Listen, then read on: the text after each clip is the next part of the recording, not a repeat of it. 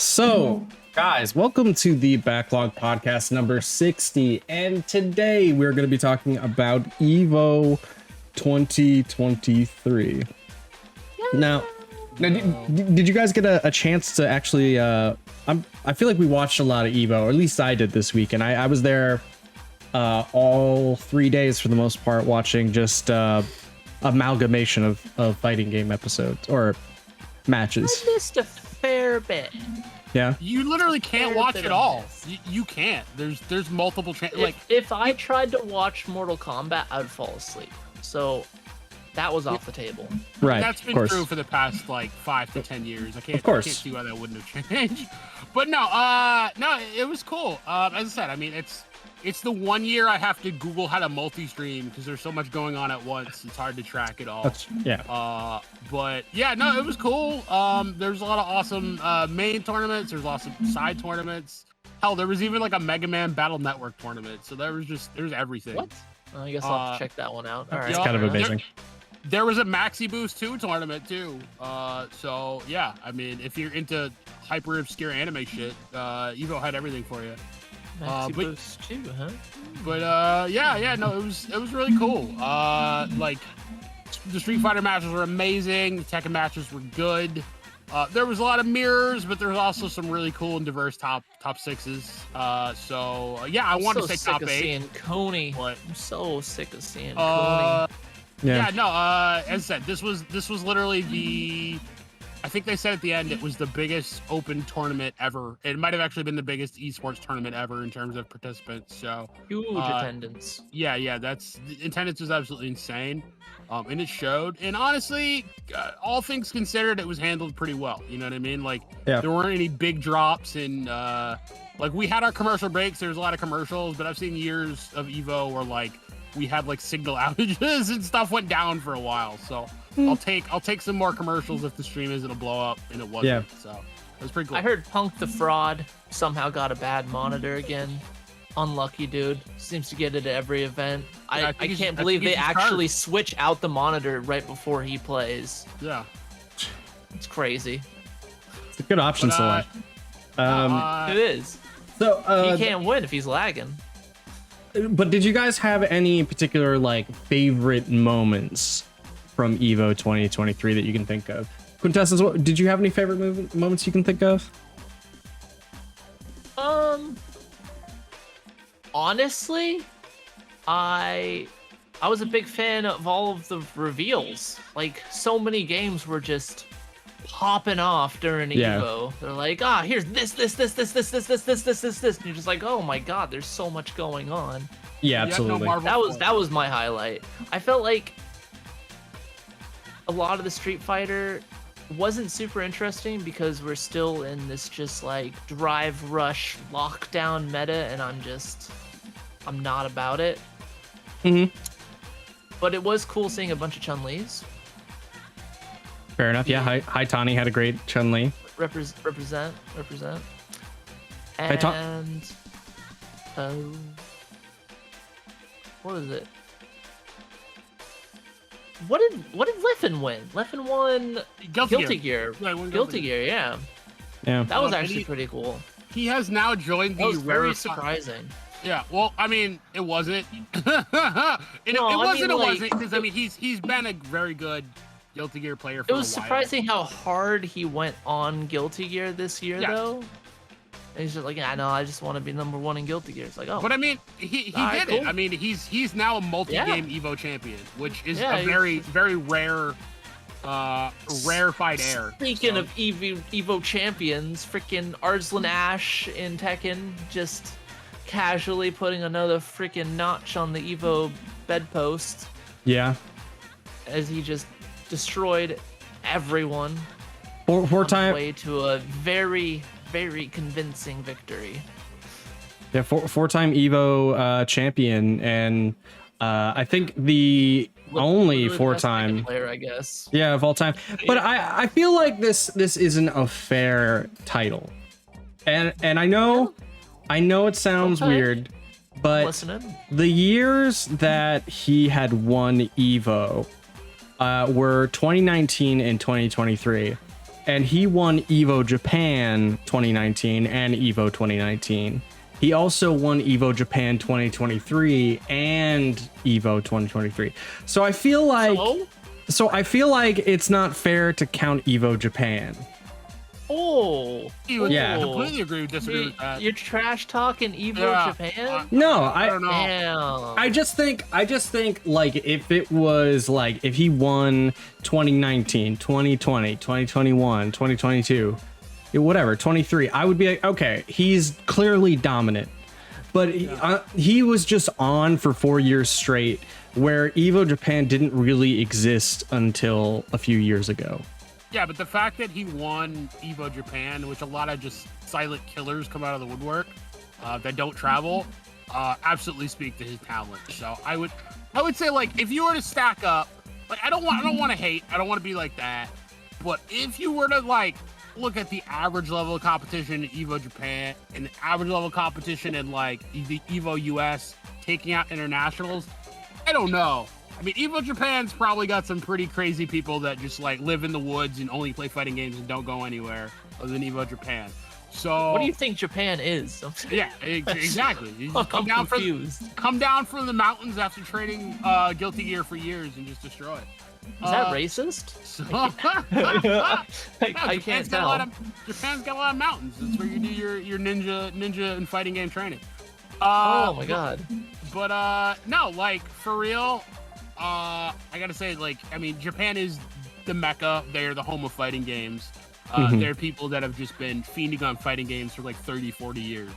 And like, yeah, they're probably salary men with like kids or grandkids now, but that doesn't mean they're not like beast mode.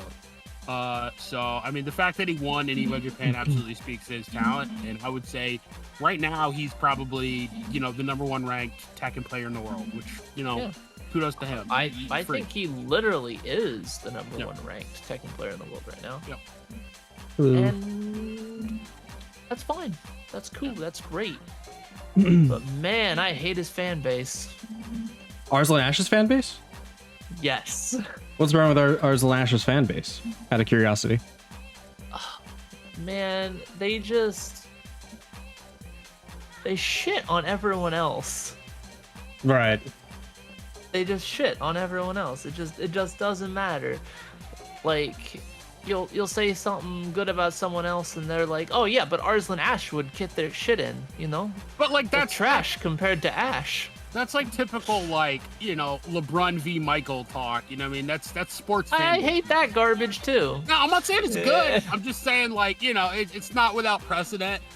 And, you know, hopefully the FGC and, you know, esports being younger will kind of grow out of that childish mentality. But like, you know, it's just a typical shit talk. It's bred into the esports.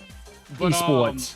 Yeah, when the kids pop out with a controller in their hand, they're already talking shit. Actually, that kind of fits for most of us, I'm not gonna lie. But no. You think if me was younger, he could still compete against Arslan, like, proper? I feel like his age is kind of catching up to him. Well, so that's the thing we have to start asking now. Like, I mean, video games are still kind of new. The age conversation hasn't really come up as much as it would be in traditional sports, where like in traditional sports, if you're 32, you're already on your way out, and if you're 36, you're anxious. You know what I mean? And yeah, I mean, that's kind of, yeah, I know it hurts me too, but I'm just saying, you know, is age becoming a part of conversation in professional play of esports, or is it more of that, like, people have, you know, lives, they have kids, they have jobs, because you know, esports is still grassroots and they don't have as much time to practice. Who knows? But I mean, definitely, you, like, you know, on paper, you do want to wonder if early Tekken 7 was more competitive than late Tekken 7. Hell no. Or if it's just like, no, it's still competitive. It's just a lot of the people that used to play a lot don't play as much. It's just new blood, essentially. Well, new blood in quotes. I mean, well, that's always the conversation, because I mean, like, then you have, I mean, if you expand the timeline, then you have, like, you know, this year's UMVC 3 finals for Marvel 3. I mean, like, are the people that were in top 6 in Marvel 3 this year, would they compare in any way to the people that were in top 6 back when Marvel 3 was like, you know, the hit and happening game? Man, yeah, those are the questions. Marvel 3 was awful. I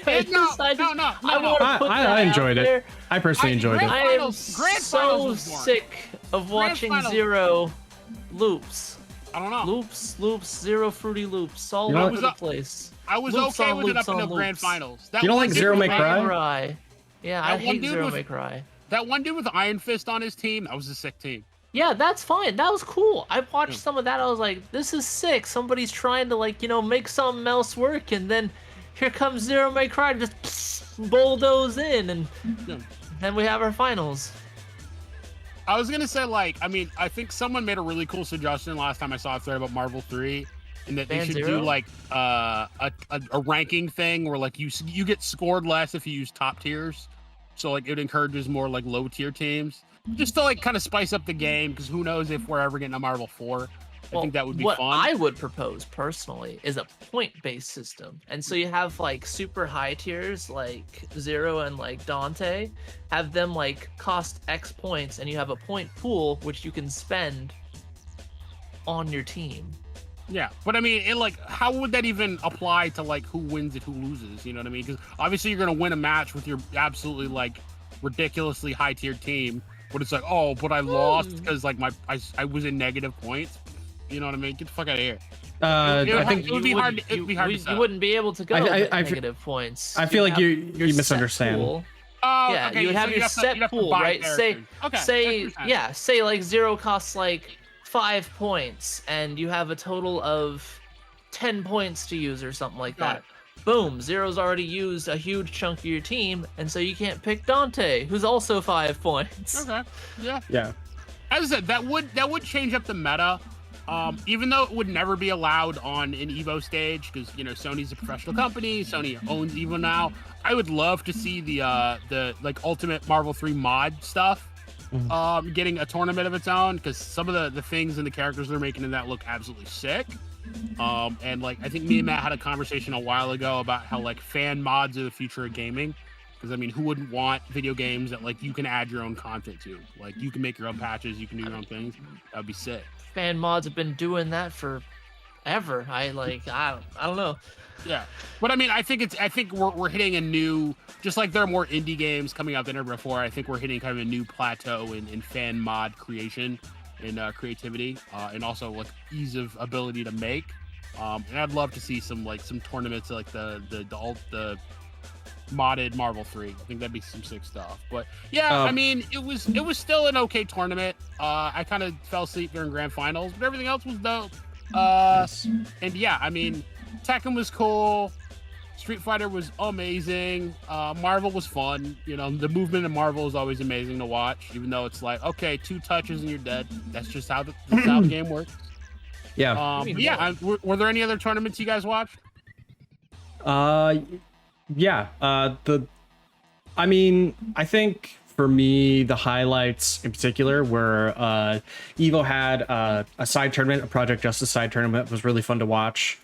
It was pretty grassroots. It was really good, fun to watch. I was introducing some of the other people in the chat to like the game Project Justice, and kind of got them interested in it, which was neat because I want to try to get people to play that game, right? Now, is Project Justice called Rival Schools in America? I'm never sure.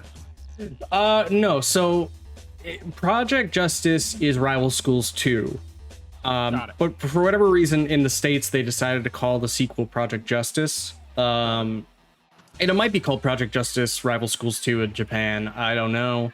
Either way, it was a fantastic tournament that I enjoyed watching with some other people. I think for me, the highlight mostly was having the EVO watch party here in the Discord with other people, and getting to hear other people get hype and excited when cool moments happened on the stream. And a lot of it largely was us. Like, we had the multi-stream up. We had like all 8 channels going at the same time. We'd watch like a match of like Street Fighter 6. They'd switch, they'd have to rotate out the players. We'd switch to another game. We'd watch some like Garo or some Third Strike, keep like rotating. And it was really fun. KOF. Really good time. I think for me, one of the other major highlights of the tournament, other than like of course like Tekken 7 and largely all top 6s instead. I didn't watch Guilty Gear, was the only one I missed. Was the blind Honda player who he actually played Honda and used the disability settings on it, the accessibility settings on Street Fighter 6 to actually beat someone and send them to like the losers bracket, or maybe eliminated them. He actually doesn't use those. No? No. He does he use the audio cues? Yeah, he uses audio cues, and he commented that like the constant beeping was actually more distracting than it was helpful for him. Right. Because he learned how to play Street Fighter 5 just like through pure audio cues. Like I've watched him a few times, and I've seen his YouTubes and stuff like that. So it was really cool to see him like actually like there on the stage playing and winning, even if it's with Honda. Yeah. Honda was the original Blanca. For sure. And yeah. check. Well, if you, I mean, now Blanca's the new Blanca. Blanca's the new Blanca. Yeah, Blanca's scary. Well, NAJD also makes him scary. But we're getting sidetracked. But yeah, if you guys want to check him out, his name's Blind Warrior Sven. I believe his name, and yeah, it was really dope. And EVO is pretty poppin'.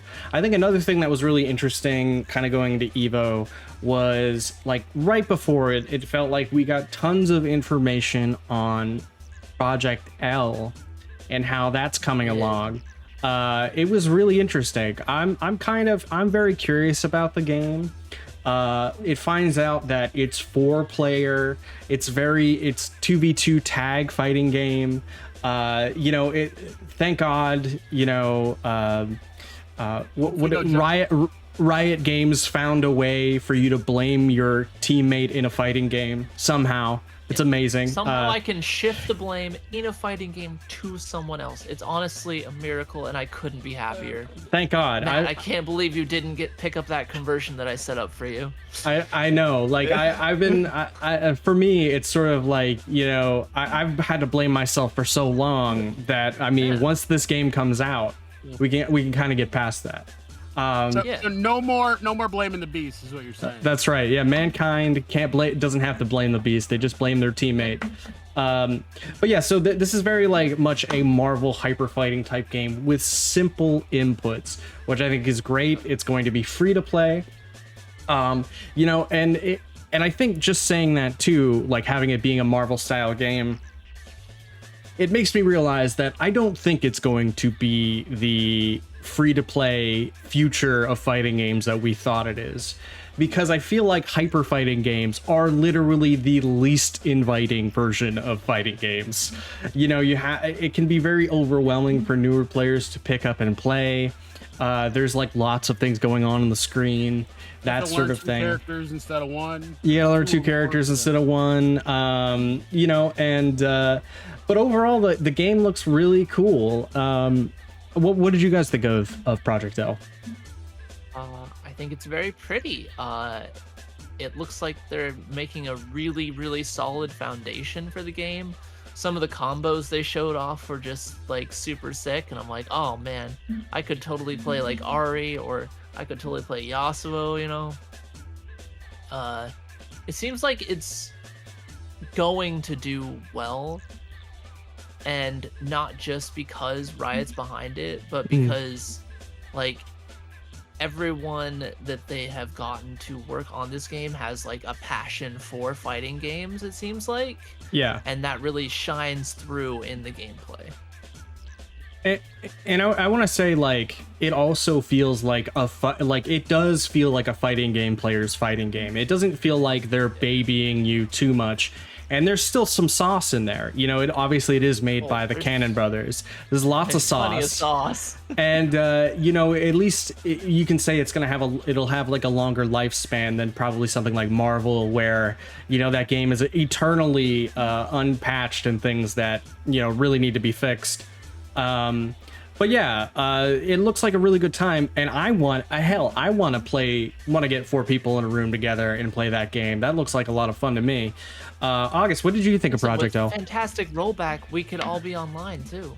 And it's free. I can get my friend into it, or friends, whoever. Yeah. You can con your friends into the world of Runeterra. I really like the idea of the game. If nothing else, just because, again, like, there are so few 2v2 fighting games that are actually like, oh no, it's not you play 2 characters. It's like, no, we're gonna actually have a 4-player mode, which like you can team up with a friend and play someone else. I think that was actually one of the coolest things that Multiversus tried. Multiversus had its own issues, but one of the funnest things was just like playing with your friend for a weekend and trying to own someone else's team. So I absolutely think that's a genius idea. Apparently, one of the old Marvel champs is one of the reasons they, when he came on the project, he's also a game developer. It's one of the reasons they decided to go with it. Clockwork, who used to play Marvel 3, Marvel 2, Marvel Infinite, also worked on Power Rangers Battle for the Grid, so shout out to that. He's like, hey guys, you should make this a 2v2. And he's like, you know what? That's not a bad idea, when he talked to the league team. So, yeah, absolutely very cool idea. Excited to try it. My issues is like I want them to treat it like an esport game, in the sense of that like my biggest issue with a lot of these games that come out is like, if you want to have longevity, if you want to have people excited to come back, if you want to have, you know, people come back each season, you need to have new stuff each season. So I mean, that was one of the things that kind of killed Multiversus, is that we got all this content up front and then it was just dead for 6 months. We got nothing new. And of course, like, no one's gonna play the game, especially if it's a free-to-play game, and like there's no like investiture anyway. Like, it costs me nothing to play it, and it costs me nothing to not play it, unless there's like new stuff to come back to. So yeah, I mean, like, I just googled it, there's like 163 individual champs in League. So if we're not getting like at least 2 a year, you know, like, what am I even doing? You know what I mean? It's one of those things where like, I want there to be new content to keep me invested. I want there to be new content to keep the game exciting between seasons. I want the game to kind of do what I think SF6 is doing so well, which is like, they made the skill floor understandable for everyone who's just new to fighting games or new to the series, but they make the skill ceiling huge. I think that's the hardest thing to do in a fighting game, is to make the skill floor accessible, but make the ceiling huge. Right. So like, players who have played for a long time have a very long way to go to master and learn and craft new techniques.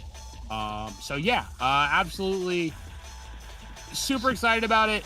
Wish them the best. I just hope they master kind of the esports sense of like, we're not just putting out a game and it's going to be dead on arrival for a year. Like, I hope we're constantly updating it, refreshing it between seasons, adding mechanics, adding changes, making things fun, and giving me a reason to go back, like every year, every 6 months, even if it's just new characters. Right. I mean, but I was looking at the gameplay trailer of it, and there is a lot there, and a lot of things that you would want to see in a Marvel type game, in a hyper fighting game. So there's push blocking, there's retreating guard or invulnerable backdashes you can use, parrying. The button system is like a light, medium, heavy. There's assist 1, 2, and then there is tag. So it's a 6-button fighter. Pretty simple. Like, you know, if you want to do an anti-air, all you have to do is press down and heavy. Super moves are also simple. It's like down, down, +1, +2, right? Stuff like that. But there was also like tag mechanics too that they kind of added, along with like bursts. I forgot to mention that as well. They have like bursts, which is cool. Dynamic saves, so like your partner can like, you know, I think it can jump in to like knock you out of combos. But with the tag mechanics, they have things like you can use 2 assists at once, a charging assist where like the character will run across the screen, launch into assists. Oh yeah, like where you can hit a launcher, use an assist that way, and then, you know, like a character desperation type thing. So like one character dies, the other one comes in, and then there can be like a mix-up happening. So like issues in like Marvel 3, at least I believe this is how it works, where you know, like one character dies, the other one has to jump in, and a lot of times there's no cover for that character, so they just wind up getting mixed, right? Well, in Project L, if a character dies, you have a way to like be offensive while coming in, so that you're not necessarily getting mixed up from other people as badly. But yeah, there was but there was like also like the fuse system, which kind of lets you mix things up a little bit. Other than like the double assists, like I talked about before, you have like a double down, which is like basically 2 super moves in succession. So like you do one super move, the other one does the other one, and then you have a fury fuse, which is when a character is low health, you get a damage bonus and you get like dash cancels. So there's so much stuff here, and there's more. There's like freestyle fuse, which makes it so you can basically like do a combo, tag the other character in, they do a combo, tag the other character in, so on and so forth. So there's some meat here for sure. Oh, I mean, it seems like basically they took like all of like the most popular elements of like other fighting games. They're like, we'll just throw that in there, we'll throw that in there, throw that in there. Yeah. And they're just kind of crafting like the fighting game for people that want like that kind of hyper fighting experience. Now this is gonna be the hottest of hot takes, and I fully think this is an L take, but like unique things that Mortal Kombat does that most games don't do are have like stage hazards. Sure. Do you think that would be cool in like a game like League? Because the one thing that frustrates me about stages is no one ever cares about stages. Like, I know this is an L take because it's like stage hazards. Like, what the fuck is this guy on? But like, I kind of like the idea that like, I mean, like, it would just be like crazy stage shit would happen every now and then. Like, you can deal with it, you know? No, that sounds awful. Really quick, go play Smash Brothers. Nah, B, I want to like throw a fucking tsunami at somebody, bro.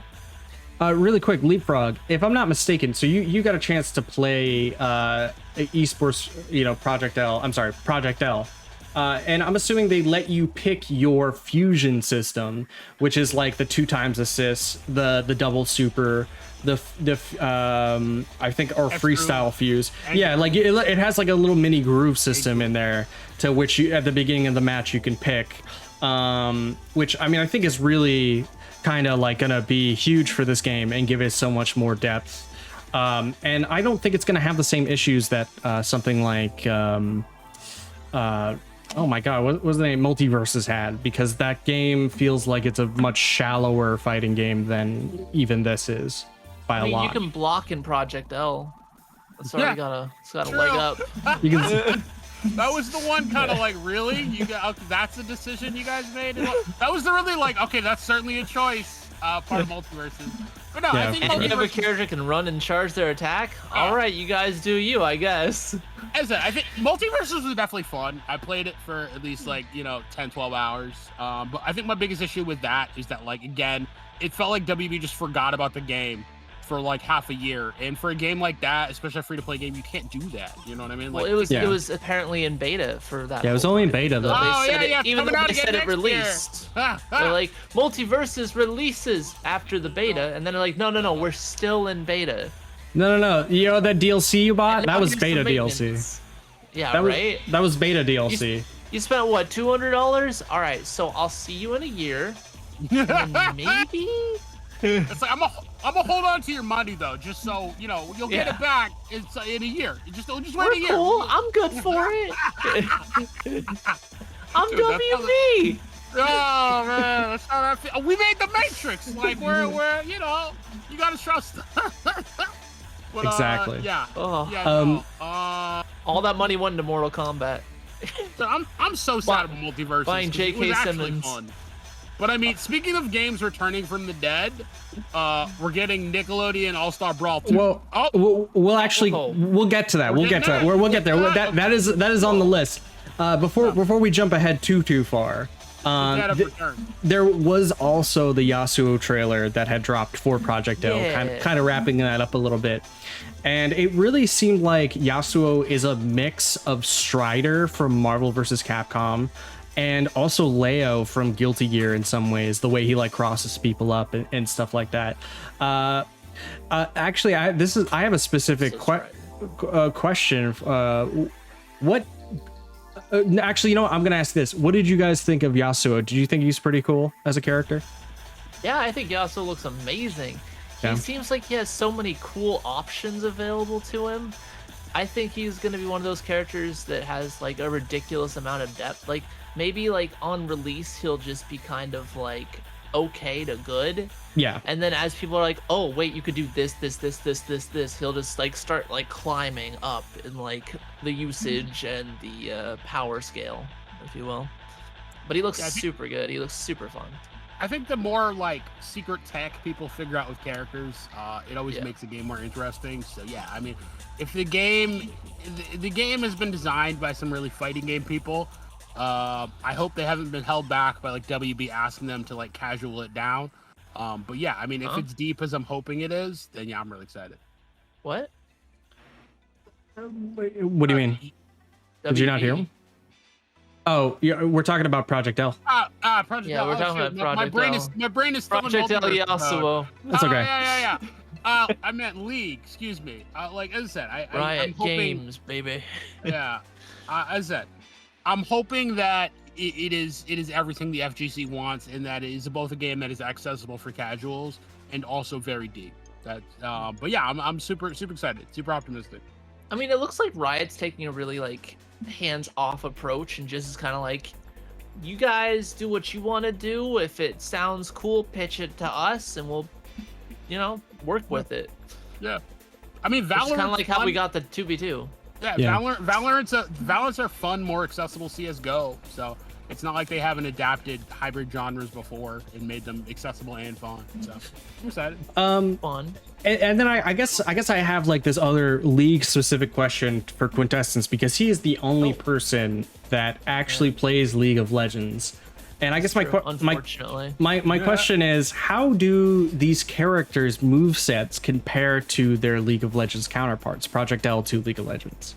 Do they look the same, or are they just kind of making shit up or making stuff up? A lot of stuff is like very similar. Yeah. Like you saw with Ari, for example. She has like the little fox flames that can like go out and hit people. Yeah. She has that in League of Legends. She has her little orb she throws. That's in League of Legends. She has her dashes. That's in League of Legends. Like they're taking the core of the character and then just kind of slightly expanding it for a fighting game. Okay. Is what I've seen so far. Yeah. So they're doing a very close. So they're doing a very honest job in that terms of like being honest to the characters. Okay, that's amazing, because that makes me appreciate the game more. And though I'm not a League of Legends fan, and I don't think I ever will be, I do think that these characters do look great, and I definitely appreciate their design from afar. And I'm definitely gonna be playing this game when it comes out. But no reason not to. It's gonna be free. Absolutely. But moving on a little bit here, we had the Mortal Kombat 1 announcement here, the Brandish trailer that had some character announcements here. They had announced Reptile, Ashura, and Havoc as playable characters. I think there was like some assists in there, but I don't know their names. There's like some demon girl. I don't know who she is. I think that was Sharina. After seeing more. I have no idea who that is. Because Sharina has a like demon form, and that's the only character I could even possibly think of. And that took a lot of thinking too. I was like, who the hell is that? Which Mortal Kombat deception character? That's kind of the magic of Mortal Kombat. You're just like, oh, deception. Yeah, that's kind of the magic of Mortal Kombat, is now they can, what do we have, like almost 30 years of Mortal Kombat? Like we can pull through the 3D era, we can pull from the 2D era. They're pulling a lot from the 3D era. Yeah. I'm very surprised how much they are pulling from the 3D era. Like Ashura? What? But it's like, everyone loved why her, not? sure, but I just never thought I would see her again, Well, it's just one of those things. In that trailer, wasn't she fighting Havoc? You know what I mean? Like, who's another 3D era character? Which is crazy. I think they're starting to pull a lot from that, which is cool, because they never really expanded on the lore from the 3D era. I think the 3D era was all about seeing if they could get a 3D kind of wish game. Reptile wasn't there so they could just be like, oh, look at all of these like 3D era characters and Reptile. Fine. Whoa. Yeah. I want 2D. They finally resolved the debate of like Ninja Reptile or Reptile. Reptile. Oh yeah, he can just do both. He's been able to do both. Porque no los dos. What do you like? Honestly, you know, like I like that they finally made a deadly alliance and bridged the gap between those two camps. And yeah, no, I'm pretty excited because that character actually looks kind of dope. He can just kind of transform and do crazy shit, and yeah, I'm very excited for this. Like before, I was only kind of excited for this game, and like now that I see no, they're actually trying to like add new stuff to the lore and add characters they hadn't used before, add lore they hadn't used before. Yeah. I'm kind of hyped. I'm not gonna lie. I honestly think that Reptile's design is really good, and I've seen the 5 seconds or minute or so he was on the screen for the trailer. I was like, I want to play this character. He looks so cool. And I always hated Reptile's like redesign, his like Reptile man design, but like you guys said, yeah, they definitely found like the perfect like mix of doing both characters and the lore of why he can do that. I think that's really another cool. character was secretly inserted into that trailer, by the way. Oh, we ended up seeing Quan Chi. He was in that full garb, but if you like looked at his arms, you could see like his little telltale tattoos on both sides, and the good guys were like carrying. So like maybe Quan Chi's good in a good guy, which would be super effing weird. Like, right. I would love to see a bad guy doing good things. Like, it would be really interesting as a character just to see a bad guy being like, oh no, I'm a bad guy, but I'm gonna help you out.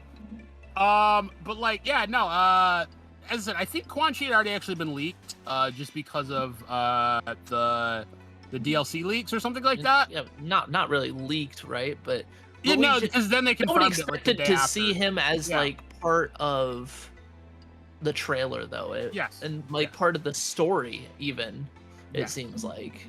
But yeah, no, I want to see a lot of fan favorites back, and Quan Chi's absolutely a fan favorite. So, it's great that he made it. Yeah, I'm excited. Quan Chi and Ermac, people are like, what? Even though Ermac's design is I was gonna say people are tier, but whatever.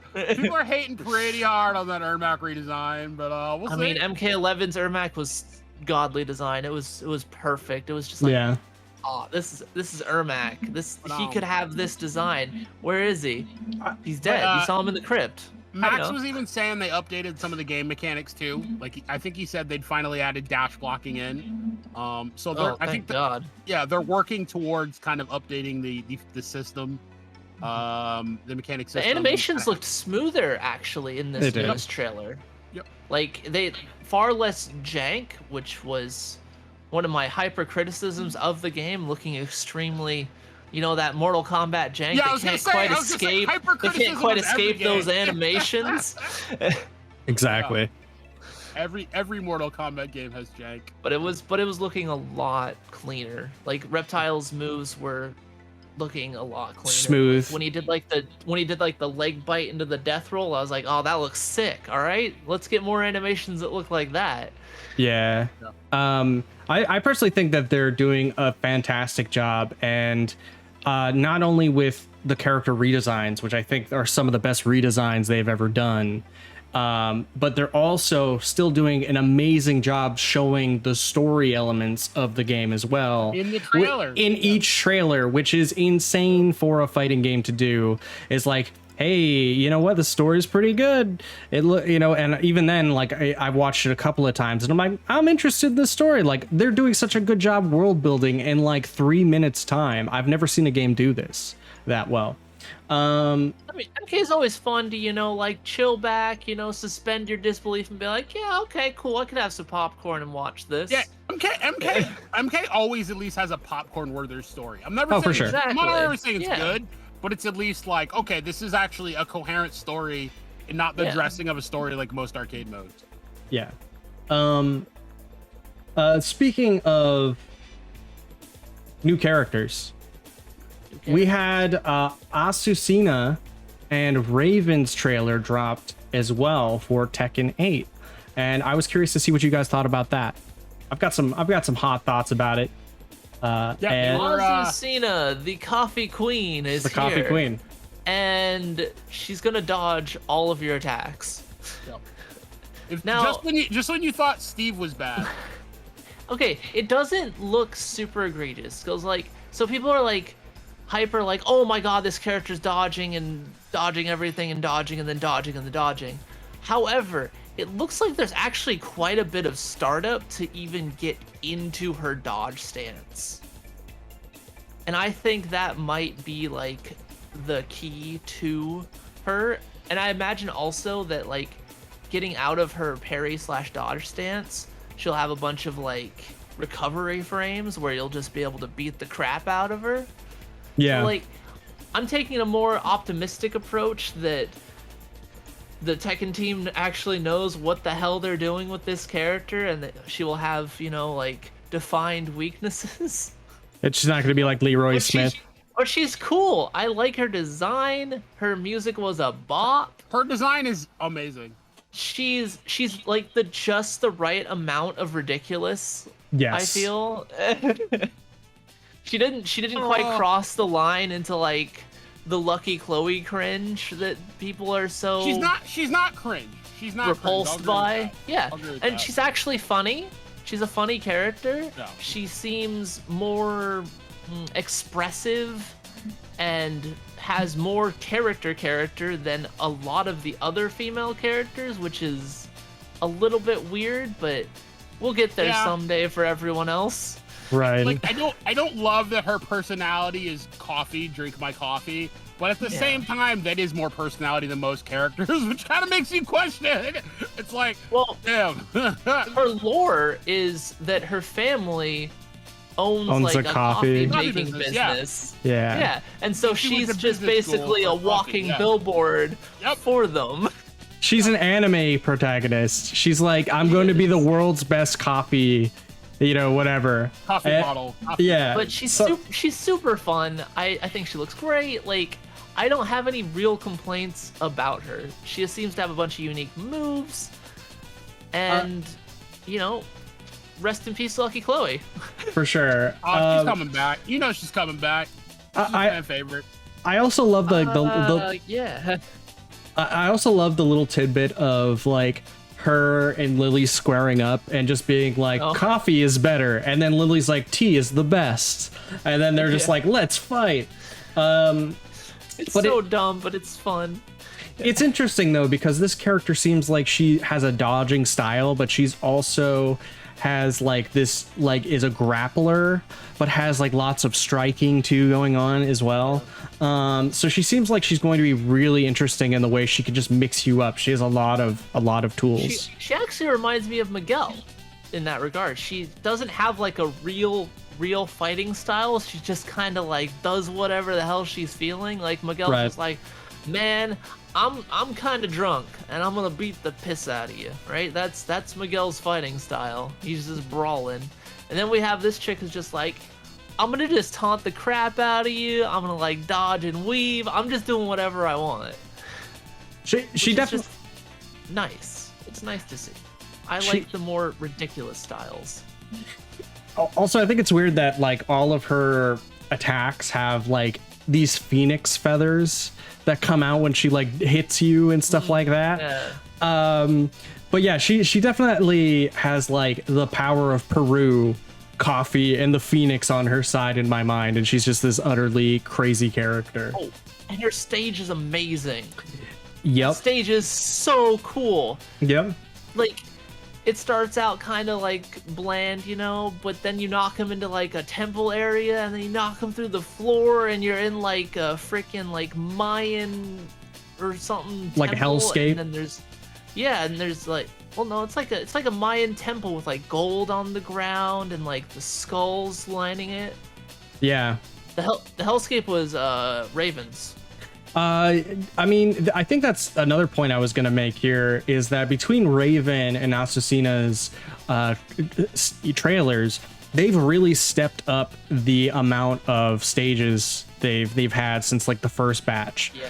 And you can really see how, like, lore wise, they're going to be delving into more like supernatural territory with the storyline, which kind of like reinforces my thoughts that, you know, people are just going to come back from the dead and you're going to have like this sort of battle between good and evil. I've said it forever now, but I'm still I still in full swing and believe that like that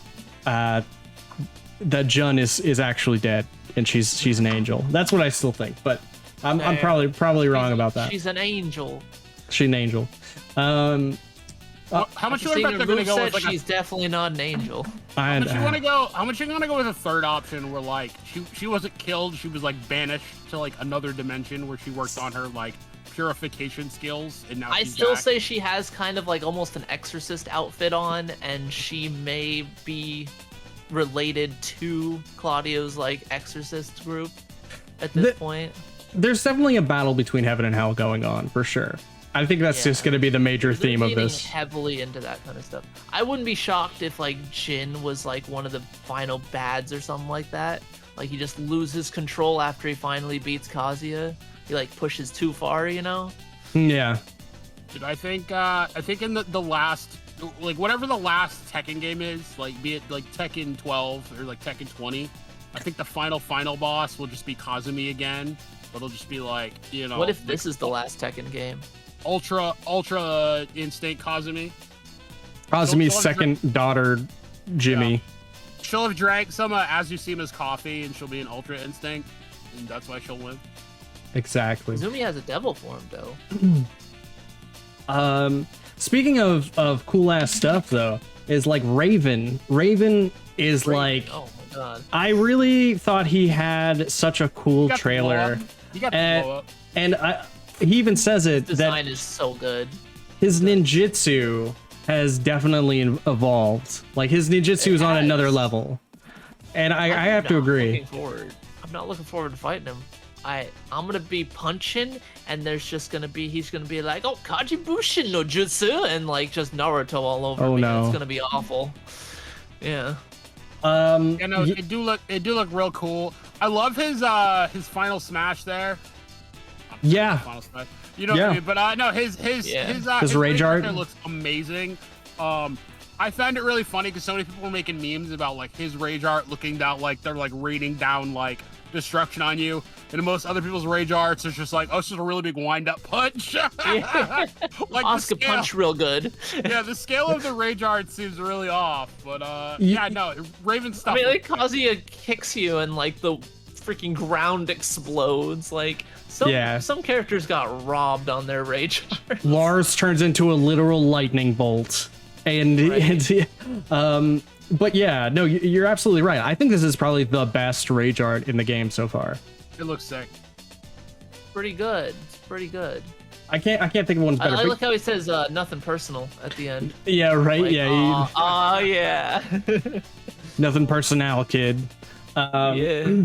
But yeah, no, I totally agree with teams. you, Quinn, with Raven's like teleporting style and like all of the different moves he's gonna have. It's gonna be hard to tell when you're gonna hit him and he's just gonna parry you, and Master Raven on steroids. I'm not. That's what it looked like, this right? This one kind of makes me sad because I'm like, wait, wasn't Master Raven supposed to be his teacher? Like in Tekken 2, other way around. In Tekken. In Tekken 7, she's like trash compared to Raven. Because like I think Master Raven was the one who taught Raven, right? I was pretty sure that was before. I'm not sure. No. The lore. Really? Okay, well I'll double check that one. But anyway, like what's annoying to me is that I'm like, okay, so is Master Raven now just banished to the Shadow Realm? Because I don't think she ever gonna come back, which makes me sad because I'd love to see her have like the opposite style of Raven. Like Raven's ninjutsu seems really offensive, so I'd love to have her have a bunch of defensive techniques. But I feel like that it's kind of like the evolution of hers. So like Raven taught Master Raven. And then he disappeared, and now he came back, and he's like, hey, I've been, trained in the mountains, as August would say, And then he just came back with all this new crazy moves, which honestly just expands on what he already had. Yeah. So like this is just like the evolution of his fighting style. No, quite literally. I pulled up the article and it says Master Raven is the senior officer of whatever organization they're a part of. So I'm pretty sure she trained Raven. Yeah. Oh, maybe then. Oh, fair enough. So that's what I'm saying. Like I'm a little upset because I think her fighting style really led to a lot of the stuff they put in for his game, especially like the disappearance stuff. And I'd love to see her come back because I mean, how many black characters, female characters? I saw a lot of her moves in Raven's moveset, so yeah, I noticed that. The odds aren't very good. Yeah, that's what I'm saying. Like I feel like we're definitely not gonna get her back anytime soon if we get her back, especially because Raven's the fan favorite. Because he's kind of like a Blade lookalike. So I'm not really holding that. Master Raven, gross. Yeah, Raven.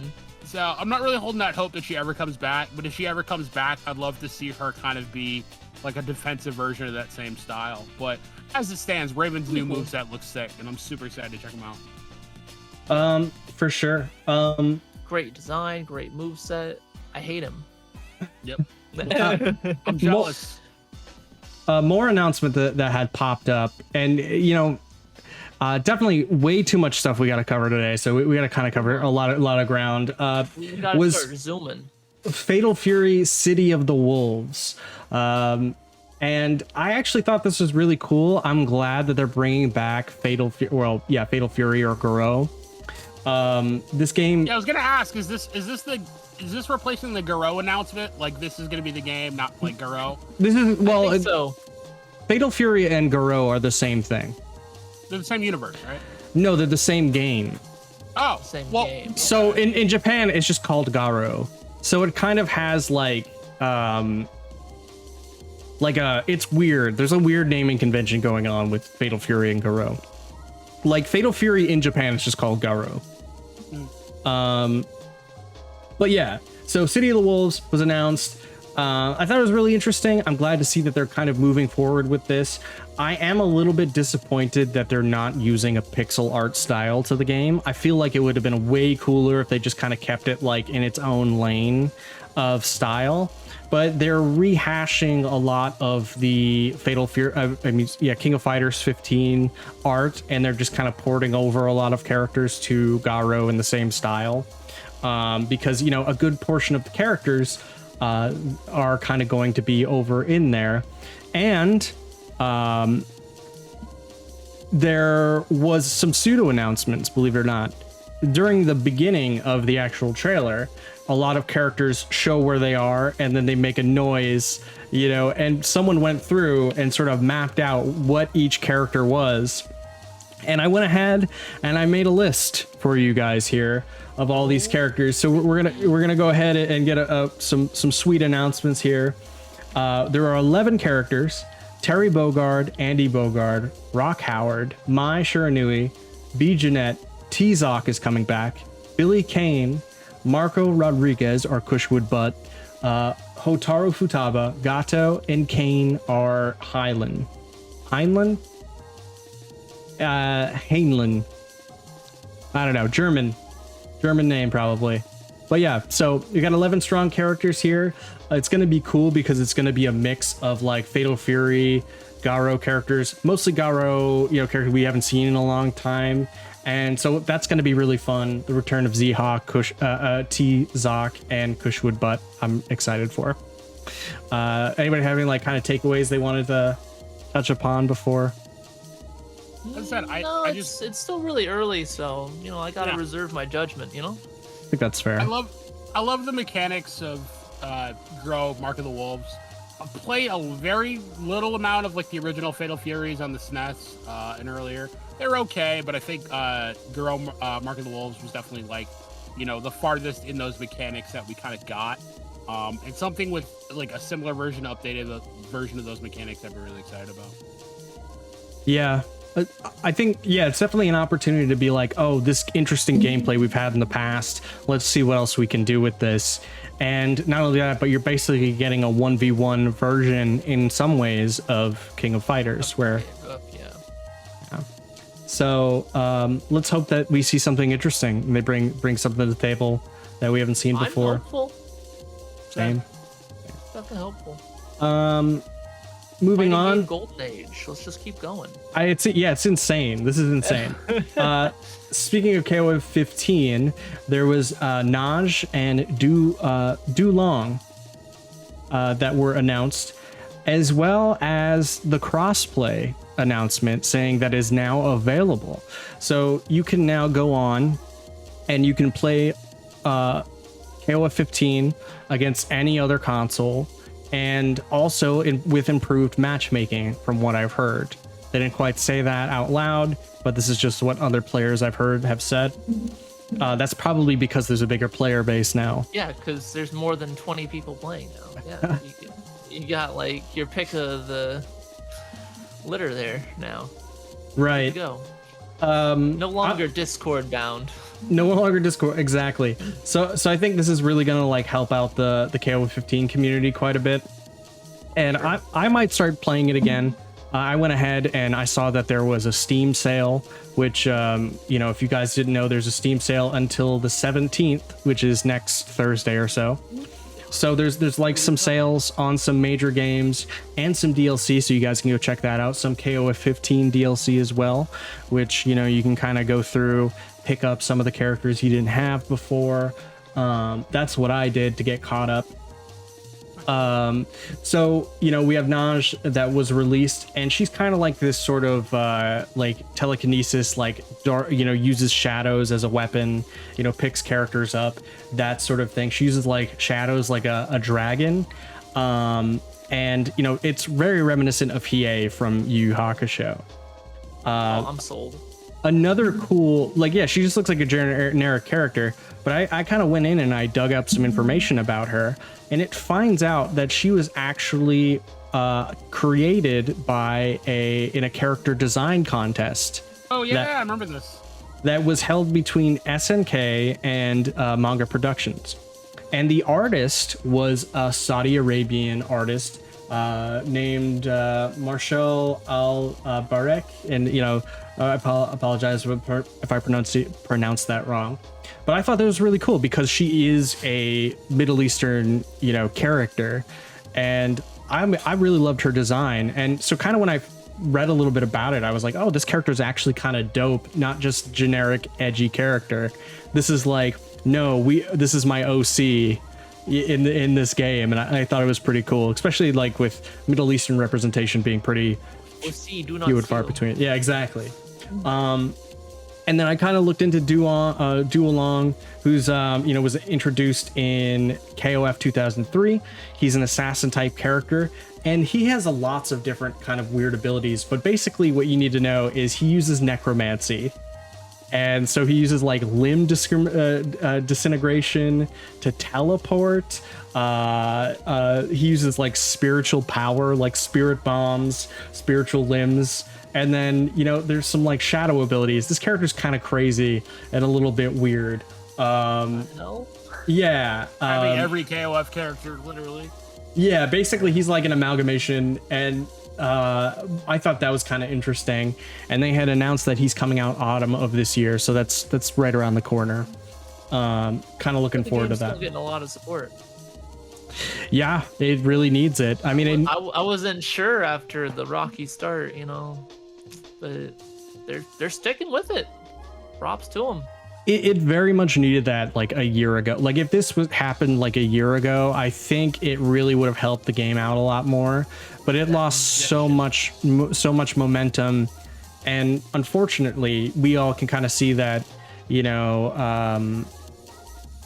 KOF is like a kind of a casualty of the rollback era, kind of fitting in between with like rollback / crossplay era, where it's sort of kind of coming in at this awkward time with a smaller team, that sort of thing.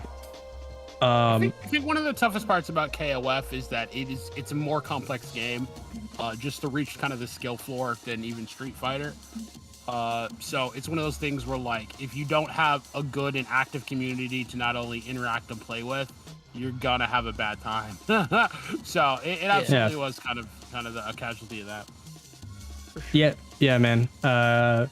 So moving on, Another amazing, beloved. Did you have something you want to throw out there about KOF, Quint? All right, I didn't want to interrupt you. One other kind of thing that was touched upon, a beloved game that, you know, doesn't get enough love and it needs to be revived, let's face it, is Killer Instinct is getting a free anniversary update that was announced at EVO. That's wild. 10-year anniversary. Yeah, 10-year anniversary. Right? Yeah. 10-year anniversary. They're like, hey, here's an update on the house. Yep. And they had a side tournament too. I think they had a special side tournament for it. Yeah. Talk about that. But yeah, it got a 4K update or like an HD update and like one other thing, right? So it got character rebalances. Yep. Oh, so the character rebalances, yeah.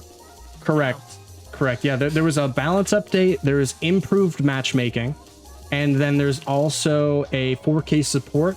But in parentheses, it's only for Xbox Series X and S, which is pretty specific. It's pretty specific. That is super specific. However, I believe if you buy the Windows Live version of that one, I think you get a lot of that, right? Because it's on the same network.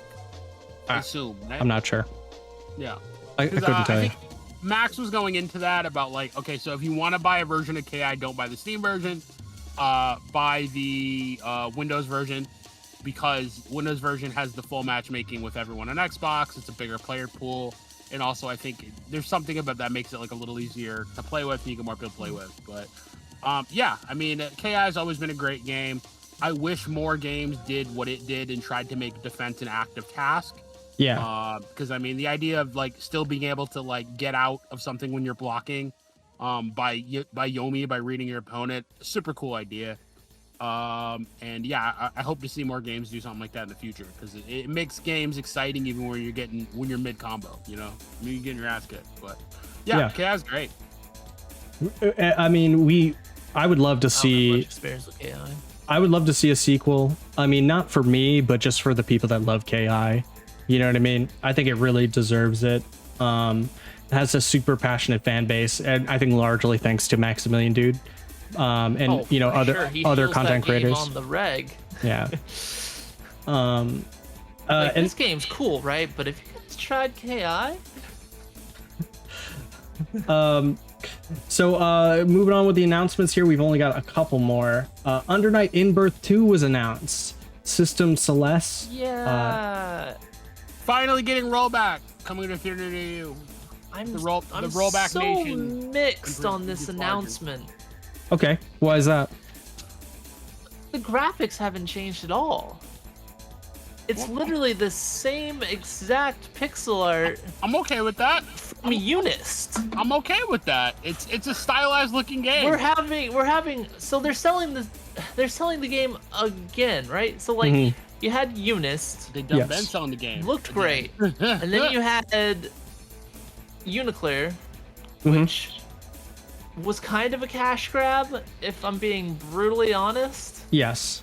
And now you have Unist 2. Electric Boogaloo. Yeah, and now with rollback. Yeah, but they're only adding a few characters. Yep. And they're going to be charging for a whole new game. They're probably going to charge full price. Yeah. Yep. It feels like it could have just been an update for Uniclear. Like, because the graphics didn't change. The systems seem the same mostly. They added some new moves. Yep. Cool, great, fantastic.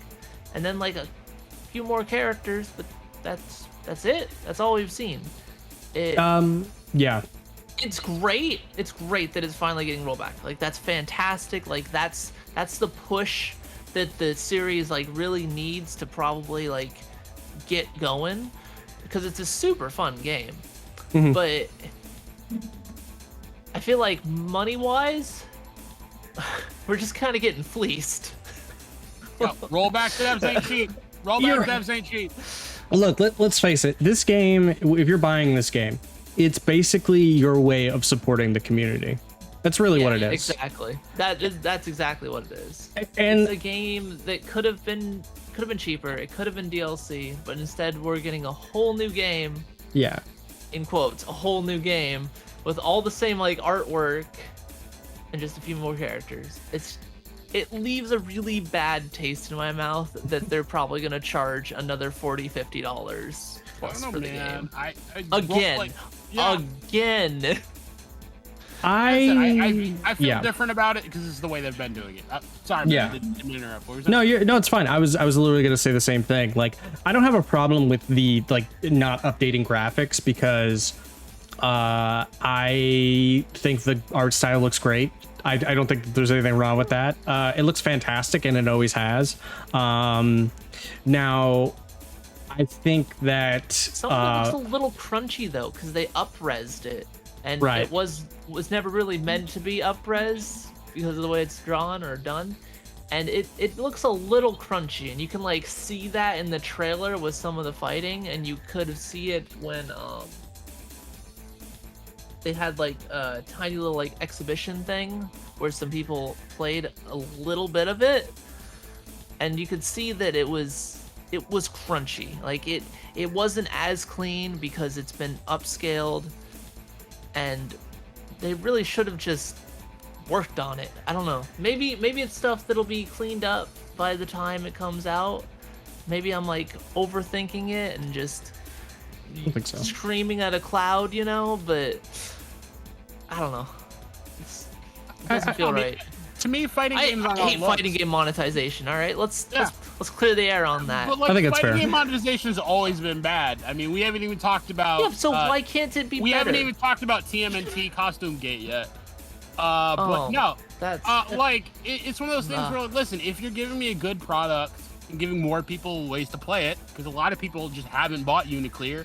I bought Uniclear a while ago, but I bought it before I knew it didn't have rollback, and then I'm like, oof. Oh, do I really want to play this? Not really. Real bad on that one. So yeah, like it's one of those things where like if people finally get to experience one of the best anime fighting games with one of the best tutorials, I think that's fair in the business.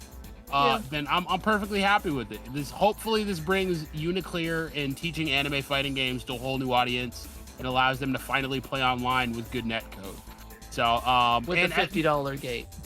Hey, as me and Matt talked about before, I think this is probably going to be one of their last Uniclears they worked on, because I think they even announced that in the trailer. I mean, especially if this one doesn't sell very well, like Uniclear, people were really salty about Uniclear. Yeah, and a lot of people just didn't buy it. Yeah. It very specifically says it's the final installment of the series. Yeah. So I'll correct myself, of this storyline. And it says open to more, but you know, if it does well, in parentheses. I was just gonna do. Yeah. For a game that they've been continually updating every 3 to 5 years, I'm happy that there's a version finally with rollbacks. A lot of people get to experience it and enjoy it before it's over. You know what I mean? Because nothing's guaranteed in this world. You know, we might never get another Soul except Calibur, war. And I'm War's crying. guaranteed. And taxes. No, war never and changes. Taxes. And death. Yeah, it's only taxes and death. But yeah, no, I mean, if people finally get to play Uniclear online with their friends, I'm happy. You mean Unis 2? I don't even know what the acronym is anymore. Unisys? Unisys? Terminator. I'm probably gonna go with Unisys. UNICEF. Terminator, Unisys, Dark Fate. Unicell. Yeah. Either way, I'm excited. Not confused with Incel. Get to play it. Finally. Anyway, moving on. So actually it does say, to clarify, as I watched through the trailer a couple of times, other than the new characters, it being the final game of the storyline, it is introducing new mechanics and movesets. Yeah, no, I said that. I said it adds like a little bit of stuff, but it's stuff that like other games have added as like DLC. Hey, new stuff is new stuff. I'm excited. Some people never bought Unis, so now they're getting to buy in. Well, okay. Hey, you know, it's fair enough. Like, so everyone's bought every game. Look at Guilty Gear. Look at Guilty Gear, for example. The newest season of Guilty Gear has like all of these new mechanics and stuff. Like, we'll get to it. We'll get to it. You're not buying a whole new game for that. Speaking of buying a whole, speaking of buying DLC as a whole new game, Nickelodeon All Stars Brawl 2 got announced. For real. For real. Listen, if you didn't buy the first game, it's not DLC. It's just a new game. How did this get a sequel? It came out from the death. Did so incredibly poorly. Listen, I was floored. When I saw that announcement, I was like, no, really? You guys completely abandoned the old game and then just come out with a second one and just pretend nothing happened? This is the play? Only way that's the plan. Convince Nickelodeon to fund it. You're Mortal Kombating us? How could you? Sometimes the game developers need to lie to the publishers and tell them it'll be profitable. And this is the only way they can do it. So, no, I mean, real talk, the only thing that would have made this announcement funnier is if they announced it during Fortnite, and it would have been like, Palpatine has returned. Oh, boy. Somehow Palpatine has returned. But no, literally, as I said, this game was always praised for its really good battle system. Like, it had better hitboxes, better hurtboxes, better combos, a better battle system than Multiverses. The problem is it just didn't have any of it just didn't have any of the aesthetic stuff. Like, it didn't have any voice acting, it didn't have sound cues, it didn't have any of the stuff that makes a game feel good, other than its play. So, I mean, only the hardest core of hardcore would have been interested in the first game. Hopefully they fix that for the sequel. But yeah, this game is going to absolutely live and die on whether or not the FGC embraces it. And based on the first game, I don't know if I can see that happening, unfortunately. They were so readily able to abandon the first one. How can you expect people to buy into the second one? That's where I'm at. I missed the fight. You guys, come on, guys. Come on. Yeah, this game will live and die on the same reasons it lived and died before, is whether or not it has enough aesthetics to pull people in. They put out one character thing already. It's got Squidward, and I'm like, if Squidward is the most exciting fighting game character you can start with, I'm not. I don't know how else Jimmy Neutron. They have Jimmy Neutron and Plankton.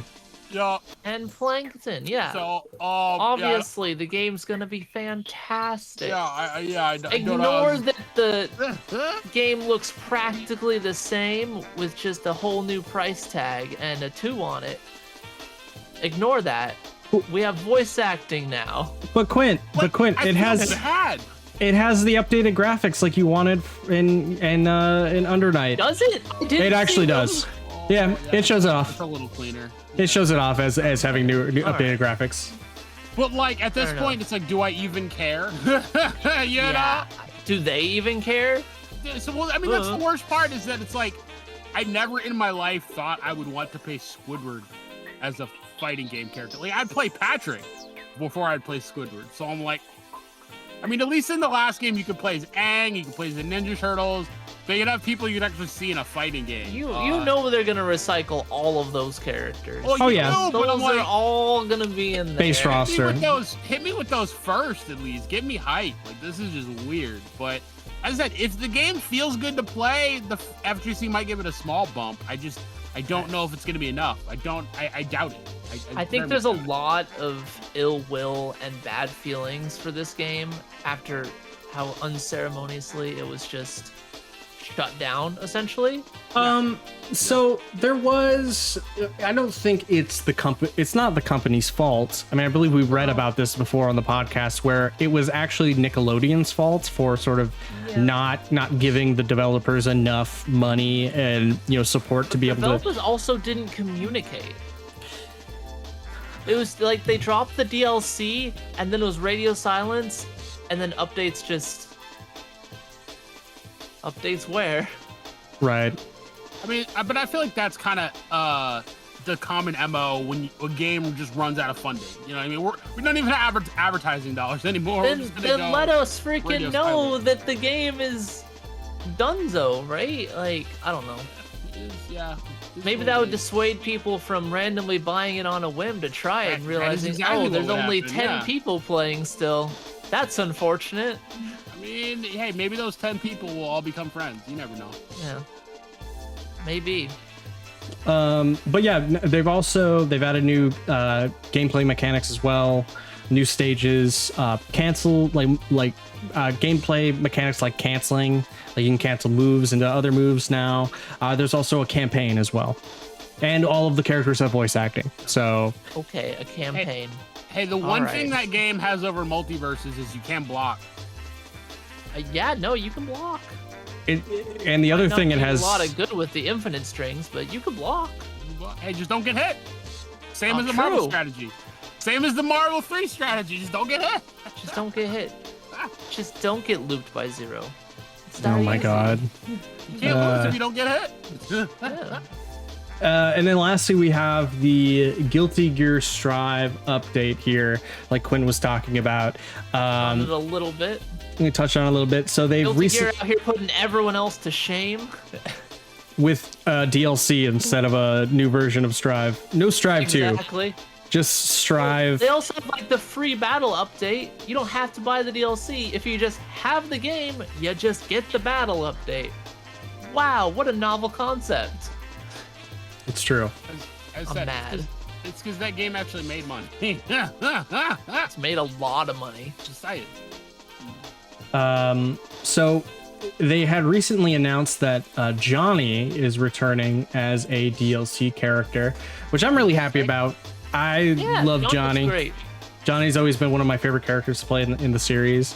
Who knows? I might give him a shot, and I might main him if he's actually good in the game. Show me some dumbed down Johnny. Let's go. Johnny could use some dumbing down, so that'll work. Yeah, he was literally the top rated character in Zerd. So yeah, he could use some dumbing down. I mean, he was stupid hard to play though. Like, you had to be on point. So but like, do you remember Johnny? Bringing that down is good.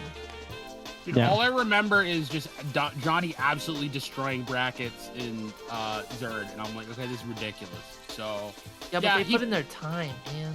Hundreds upon hundreds of hours of Johnny. All I'm saying is he could use some dumbing down, but he looks sick. Yeah. His theme music is sick. I don't know if you saw the video on the new battle mechanics, but they're actually kind of interesting. They had some strategic stuff to the gameplay. Basically, you have to spend your burst meter to use either one. So if you do either one, you don't get as much burst. But one is kind of a copy of Street Fighter's Drive Rush, where you spend half your meter to dash forward and do an attack, and the other is basically kind of like a block stun. So it's kind of like a mini burst, but like. Obviously you get it quicker because it's only half the burst gauge. It's a rejection. Yeah, it's a rejection. It's a rejection from XR2. Yeah. Not Zerd 2, XR 2. Yeah. Zerd is a different game. Oh, XR, yeah, you know what I mean. XR 2 Revelator. I know what you meant. I can never remember the actual Zerd DLC. Exard. Just call it like Rev 2. It's okay, yeah, just call it Rev 2. So yeah, and they've also added insta kills into the game. They have, finally. That was probably one of the most requested features missing from the game, because people freaking loved insta kills. But not they practical never happened at all, but so fun to never watch. Happened. I know. If it's if it's final round and you dizzy somebody, you win the round. Yeah, for real.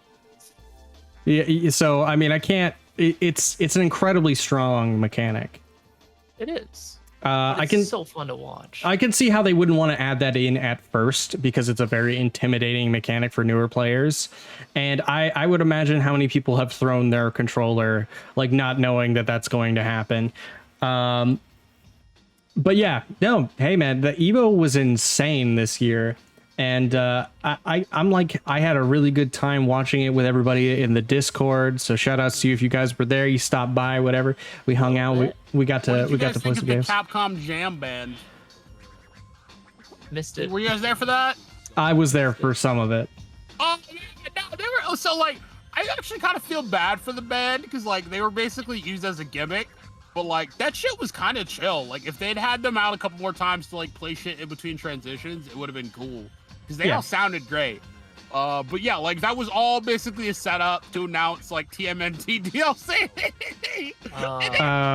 Yeah. DLC came out. Yeah, I missed it live, but I caught it afterwards, and I was like, oh, I love Teenage Mutant Ninja Turtles when it started playing. Yeah. And I'm like, oh, are they adding the Mutant Ninja Turtles to the freaking game? And it's like costumes. I'm like, damn it. Yeah, I'm like, well, because like you were kind of hype at first. And then you're like, oh wait, this is modern era Capcom. And then when everyone saw the prices, they're like, damn, got me again, Capcom. That is $15. That is half a DLC for like pack. Yeah, that's not a new character. There are 4 Ninja Turtles. Think about how much that costs. That's insane. Oh, one thing we didn't touch on. What's up? Grand Blue Fantasy Rising. Yes. Yeah. They had a very important announcement, actually, that they would be doing a free edition of the game as kind of like a goodwill, olive branch kind of thing after the disaster that was the original, and then them now releasing a new game that's very similar to the old game, and I have issues with, but I'll have less issues with this new version than like Unist, for example. They're because adding a lot of content. They're adding a lot of things, and they're like upgrading all the graphics, and there's like so many new systems, and they're adding new characters, and you get all of like the previous characters in the game. So like, yeah, and they're like non-fighting game minigame modes for if you just want to like chill and relax. There's like Fall Guys, but Grand Blue Fantasy, and then like little soccer games and all kinds of stuff that you could just mindlessly do if you just feel like chilling with your friends. And honestly, I'm pretty damn hype for Grand Blue Fantasy Rising. I shouldn't be, but I also didn't buy the first game because I kind of like saw the writing on the wall with like the delay-based netcode and the pricing, and I was like, oh no, I'm gonna sit this one out. Love Grand Blue, but this one could be it. Like, we got the rollback, we got the expanded roster, updated graphics, new gameplay mechanics, a bunch of new gameplay mechanics. They also had a little bit of an exhibition of that between some players, so we got to see a little bit how the new mechanics work for that. But the biggest thing is definitely like the free edition. How you'll have like a couple characters and then like a rotating set of like 3 characters or some nonsense that goes I think through, is like, a really cool way to make a free fighting every game. week or every couple weeks. Yeah, which is really neat. So you'll be able to try that character. You'll be able to try the whole roster within like a month or something like that. It's really interesting. It's really cool. I think KI tried something similar way back and people liked it. So yeah, exactly. So like, it could work. This is like Grand Blue's second chance. It has the chops to like compete with the other stuff, because people tend to call it like anime Street Fighter because it has a very similar like footsie style to Street Fighter. So I think it could hit like an actual stride and actually go somewhere. They could be literally the rising of Grand Blue, Yeah, man. And I just wanted to touch on that. A lot of people did complain about the way they explained how they're going to change simple inputs to be on par with classic inputs. But I mean, if it works, if it's the game, it could be good. Yeah. I think the only difference in the old game was just that like classic inputs didn't have a cooldown and simple inputs did. So they had less of a cooldown. They had less of a cooldown. Okay. Yeah. But yeah, we'll absolutely. So to do the real crazy shit, you had to be like doing the inputs. Yep. Well, anyway, guys, this has been the Backlog Podcast number 60. Quint, where can people find you? Streaming on twitch.tv/QuintessenceHD. Not lately though, because time things stuff. I'm bad at it. Time things stuff. Posting memes on Twitter, also QuintessenceHD. And of course on here at the Backlog Podcast. Where else, right? Absolutely. August, where can people find you? Same bat time, same bat channel. Just hanging out in the Backlog podcast for now. Also fighting the time thing stuff, 10-0 matchup. But yeah, pretty much here. But when you're not watching us, which you should be, definitely check out those top 6s on EVO because they're great. You can find them on YouTube, you can find them on Twitch. You can watch some great fighting and play. I urge you to check those out. And Marvel. You could also watch Marvel. Yep. Well, guys, this has been the Backlog Podcast number 60. We'll see you soon. Peace out, y'all. Peace. Later. Bye-bye.